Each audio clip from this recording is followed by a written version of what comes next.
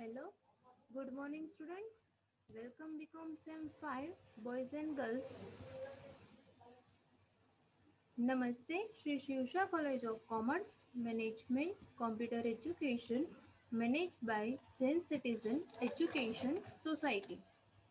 Become SEM 5 boys and girls. Accounting 5. Process costing complete કર્યું. Operating કોસ્ટિંગમાં hotel hospital અને થિયેટરના સમ જોયા. હવે આપણે લાસ્ટ બે સેશનમાં સિંગલ એન્ટ્રી જોયું. એક સેશનમાં આપણે સિંગલ એન્ટ્રીનું ઇન્ટ્રોડક્શન જોયું, ફોર્મેટ જોયું, અને સેકન્ડ સેશનમાં આપણે એક પ્રેક્ટિકલ સમ જોયો હતો, પ્રેક્ટિકલ સમ નંબર 13. આજે આપણે જોઈએ છીએ પ્રેક્ટિકલ સમ નંબર 17. ઇમ્પોર્ટન્ટ છે, પ્લીઝ ફૂલ વિડીયો જોજો. કાંઈ પણ ડાઉટ હોય તો તમે મને પૂછી શકો છો. સમ ઇઝી છે બટ લેન્ધી છે. લેન્ધી છે એટલા માટે તમે બી નો જોશો કે કેટલા એકાઉન્ટ્સ ડ્રો કરવાના છે, કે સમ બહુ હાર્ડ છે. સમ બિલકુલ હાર્ડ નથી. તમને બધાની બે એન્ટ્રી ખબર છે, સિંગલ એન્ટ્રી છે, પણ દરેક ટ્રાન્ઝેક્શનની બે એન્ટ્રી થાય છે. પ્લીઝ ફૂલ વિડીયો જોજો. કાંઈ પણ ન સમજાય તો તમે મને પૂછી શકો છો. આપણે પહેલાં પણ ડિસ્કસ કર્યું છે કેટલા એકાઉન્ટ્સ બનાવવાના છે. ફર્સ્ટ બને છે opening balance sheet, second bills receivable, third bills payable. Balance sheet કેવી રીતે બને?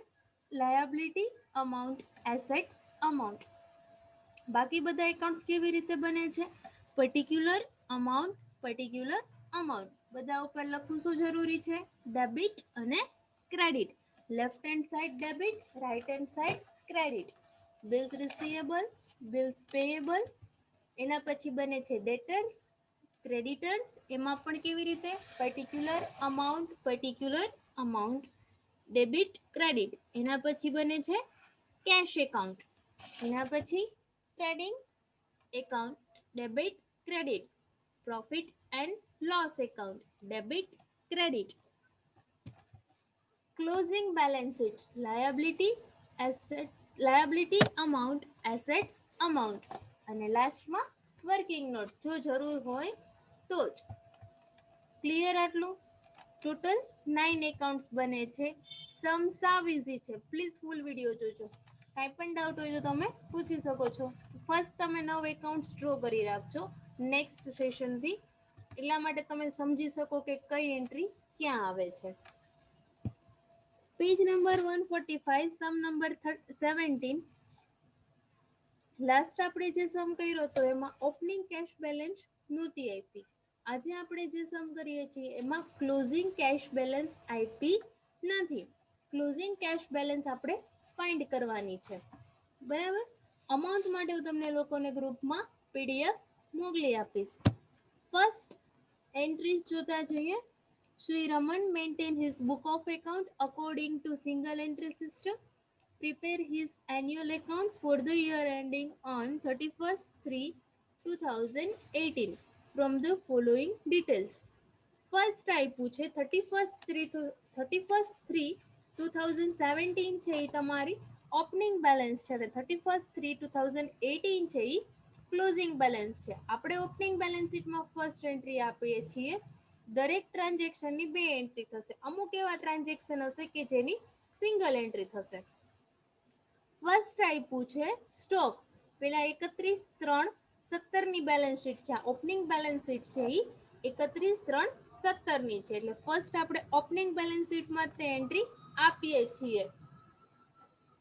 એમાં ફર્સ્ટ આપ્યું છે સ્ટોક, એટલે આપણે સ્ટોક લખીએ છીએ એસેટ્સ ટાઈપ. સ્ટોક શું કહેવાય છે? તમારી એસેટ્સ. સ્ટોક લખ્યા આપણે 30,000 એસેટ સાઈડ. સ્ટોક છે 31/3/17 નો મીન્સ આપણે પહેલા ઓપનિંગ બેલેન્સ શીટની અમાઉન્ટ લખીએ છીએ. તો ઓપનિંગ સ્ટોક કેવા છે? સેકન્ડ ઇફેક્ટ ક્યાં આવે છે સ્ટોકની? ટ્રેડિંગ એકાઉન્ટમાં debit side to opening stock 30,000. પહેલા હું જે બોલું છું એ સમજજો, પછી તમે પિક્સ જોજો કે કેવી રીતે એન્ટ્રી કરી છે. પહેલા સમજી લ્યો હું શું બોલું છું એ. ફર્સ્ટ આપણે ઓપનિંગ સ્ટોકની એન્ટ્રી આપી. ઓપનિંગ સ્ટોક ટ્રેડિંગ એકાઉન્ટમાં તમે ફાઇનલ એકાઉન્ટ શીખીને આવ્યા છો 11th-12thમાં વાર્ષિક હિસાબો. ઓપનિંગ સ્ટોક ક્યાં આવે છે? ટ્રેડિંગ એકાઉન્ટમાં વેપાર ખાતાની ડેબિટ સાઈડ. ફર્સ્ટ એન્ટ્રી અને સેકન્ડ આપણે ક્યાં આપી? ઓપનિંગ બેલેન્સ શીટમાં સ્ટોક 30,000. એના પછી આપ્યું છે ફર્નિચર. ફર્નિચર આપ્યું છે 25,000. ફર્સ્ટ આપણે લખ્યું ફર્નિચર 25,000. ક્લોઝિંગ બેલેન્સ પણ 25,000 છે. એક જ એન્ટ્રી થશે ફર્નિચરની ઓપનિંગ બેલેન્સ શીટમાં 25,000. એની બીજી ઇફેક્ટ થશે નહીં. એના પછી આપ્યું છે બિલ્સ રિસીવેબલ. ઓપનિંગ બેલેન્સ શીટમાં એસેટ સાઇડ કરંટ એસેટ છે એટલા માટે asset side 20,000. Bills receivable 20,000. Bills રિસીવેબલની સેકન્ડ ઇફેક્ટ, બિલ્સ રિસીવેબલ એકાઉન્ટમાં debit side to opening balance 20,000. Bills receivable અને ડેટર્સની ઓપનિંગ બેલેન્સ ડેબિટ હોય, બિલ્સ પેયેબલ અને ક્રેડિટર્સની ઓપનિંગ બેલેન્સ ક્રેડિટ હોય. બિલ્સ રિસીવેબલની ફર્સ્ટ એન્ટ્રી ઓપનિંગ બેલેન્સ શીટમાં એસેટ સાઇડ 20,000 અને સેકન્ડ શું કહેવાય છે? એની ઓપનિંગ બેલેન્સ કહેવાય છે. એટલે ડેબિટ સાઇડ બિલ્સ રિસીવેબલમાં ટુ ઓપનિંગ બેલેન્સ 20,000. એના પછી આપ્યું છે બિલ્સ પેયેબલ 5,000. બિલ્સ પેયેબલ તમારી શું કહેવાય છે? લાયાબિલિટીઝ કહેવાય છે. બિલ્સ પેયેબલ તમે લાયાબિલિટી સાઇડ લખ્યું 5,000. Bills payable 5,000. બિલ્સ પેયેબલની second entry bills payable account આપણે બનાવ્યું છે. બિલ્સ પેયેબલ એકાઉન્ટની credit side by opening balance 5,000. Bills રિસીવેબલની કેવી? ડેબિટ અને બિલ્સ પેયેબલની ઓપનિંગ બેલેન્સ કેવી? ક્રેડિટ. By opening balance 5,000. એના પછી આપ્યું છે ડેટર્સ 35,000. ડેટર્સ આપણે લખ્યા એસેટ સાઇડ 35,000. ડેટર્સ ઓપનિંગ બેલેન્સ શીટમાં એસેટ સાઇડ 35,000. હવે સેકન્ડ ઇફેક્ટ ડેટર્સની ક્યાં આવશે? ડેટર્સ શું કહેવાય? ઓપનિંગ કહેવાય. ડેટર્સની second effect to opening balance debtors એકાઉન્ટની ડેબિટ સાઇડ 35,000. ડેટર્સ એકાઉન્ટ એની debit side to opening balance 35,000. એના પછી આપ્યું છે ક્રેડિટર્સ 45,000. ઓપનિંગ બેલેન્સ શીટમાં લાયાબિલિટી સાઇડ 45,000. આ 45,000ની સેકન્ડ ઇફેક્ટ ક્રેડિટર્સ એકાઉન્ટની credit side by opening balance 45,000. ડેટર્સની ડેબિટ સાઇડ ઓપનિંગ બેલેન્સ, ક્રેડિટર્સની credit side opening balance. Bills રિસીવેબલની ઓપનિંગ બેલેન્સ ડેબિટ સાઇડ અને બિલ્સ પેયેબલની ક્રેડિટ સાઇડ. હજી આપણે બધાની બેલેન્સ જ લખીએ છીએ, ટ્રાન્ઝેક્શન કરતા નથી. એના પછી લખ્યું છે land and building. Land and building assets કહેવાય એટલે એસેટ સાઇડ લખીએ છીએ land and building 1,25,000.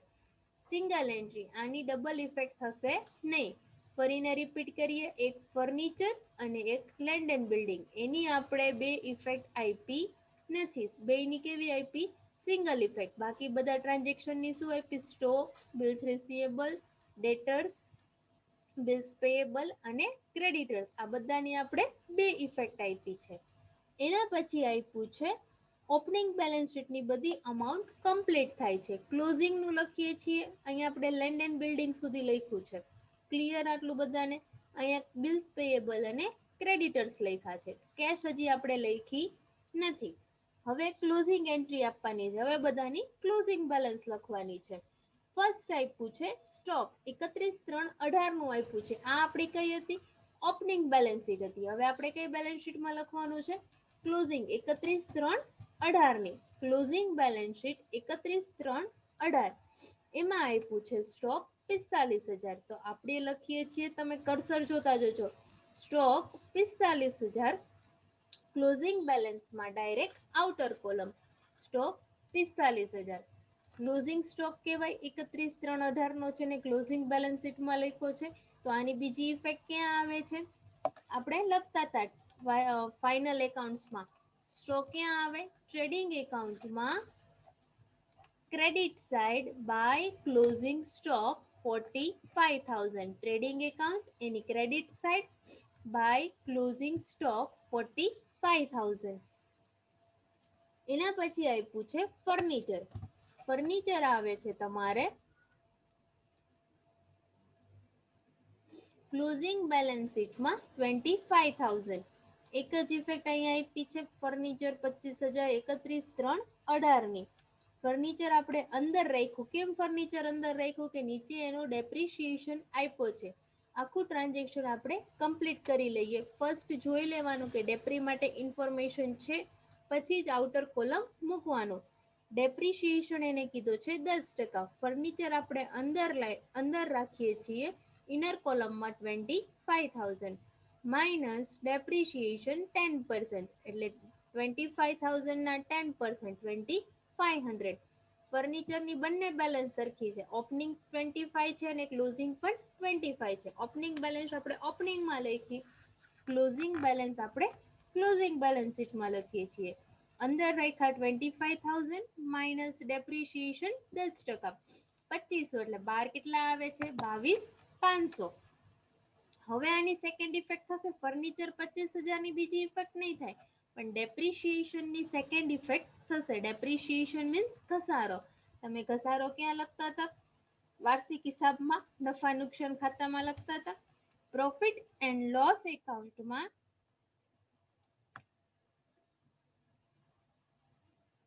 Debit side to depreciation on furniture 2500. To depreciation on furniture 2500. એક અહીંયા ઇફેક્ટ અને એક બેલેન્સ શીટમાં. બે ઇફેક્ટ થઈ ગઈ અને 25,000ની એક સિંગલ ઇફેક્ટ. એના પછી આપ્યું છે બિલ્સ રિસીવેબલ 20,000. આપણે અહીંયા લખીએ છીએ asset side bills receivable. Closing balance શીટમાં એસેટ સાઇડ બિલ્સ રિસીવેબલ 20,000. એની સેકન્ડ ઇફેક્ટ થશે બિલ્સ રિસીવેબલ એકાઉન્ટમાં. ડેબિટ સાઇડ આપણે કઈ લખી હતી? ઓપનિંગ બેલેન્સ લખી હતી. તો આ ક્લોઝિંગ બેલેન્સ છે, તો ક્લોઝિંગ બેલેન્સ બિલ્સ રિસીવેબલ ની કઈ સાઈડ આવે? Credit side. By closing balance 20,000. Bills receivable account એની credit side by closing balance 20,000. એના પછીનું ટ્રાન્ઝેક્શન છે બિલ્સ પેયેબલ. બિલ્સ પેયેબલ આપણે લખીએ છીએ liability side. Bills payable 10,000. Liability side closing balance શીટમાં બિલ્સ પેયેબલ 31/3/18નું 10,000. આ 10,000ની બીજી ઇફેક્ટ આવશે. બિલ્સ પેયેબલ એકાઉન્ટ આપણે બનાવ્યું છે. ડેબિટ સાઇડ આવશે એની બીજી ઇફેક્ટ. ક્રેડિટ સાઇડ આપણે શું લખ્યું છે? Opening balance. જે સાઇડ ઓપનિંગ બેલેન્સ હોય એની રિવર્સ સાઇડ આવે છે. બિલ્સ પેયેબલની debit side to closing balance 10,000.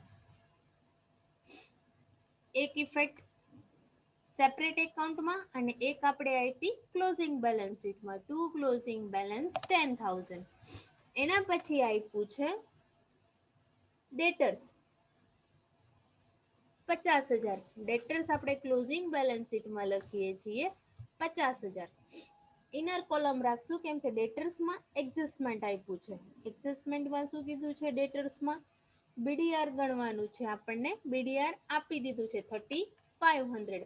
ડેટર્સ તમે અંદર રાખ્યા 50,000. ક્લોઝિંગ બેલેન્સ આપી છે 31/3/18ની.